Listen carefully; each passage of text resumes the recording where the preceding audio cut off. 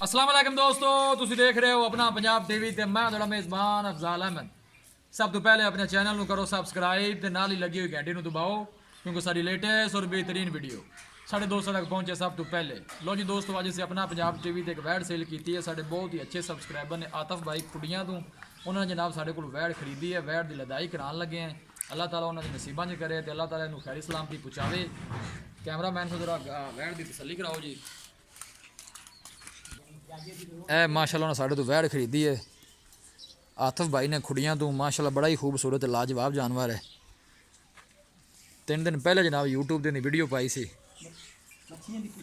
लदाई इंदी जनाब करान लगे। मलक साहब लै चलो इन जरा।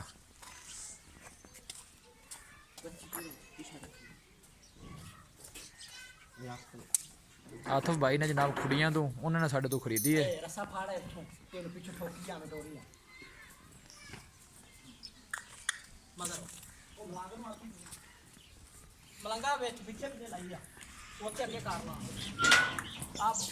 पीछे तो माशाल्लाह बच्ची है।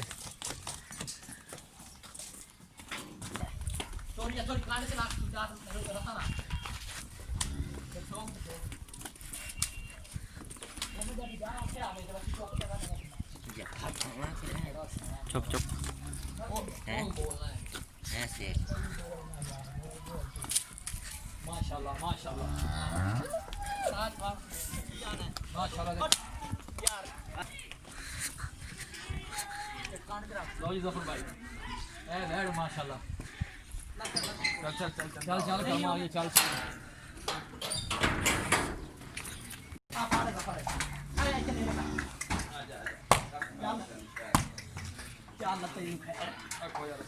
नहीं पर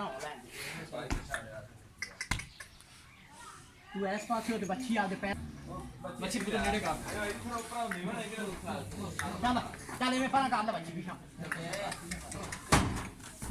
मैं नेड़े आवे दोपहर नहीं गा लम्मा हो आप पर लाए जा बच्ची है आप लम्मा हो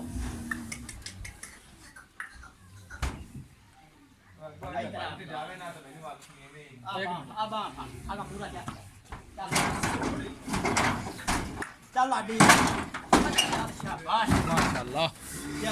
लो जी नाल लदाई करा दी है।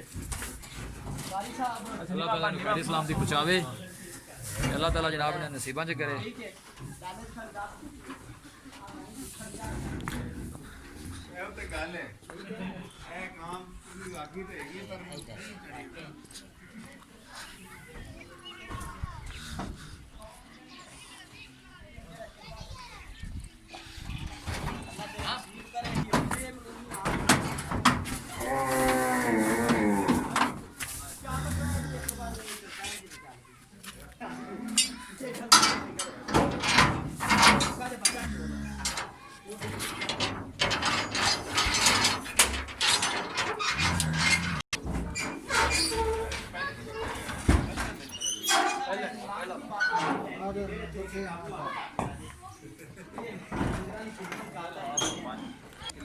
तीन किलोमीटर यार मेन तो तू करना पंजाब पेंट बाद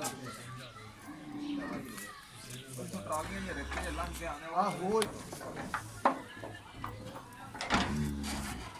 आता भी गांव जाता है किसान दे किसान अल्लाह ताला जनाब दौड़े सीधा भी करे। अल्लाह ताला जनाब ने करे इस्लाम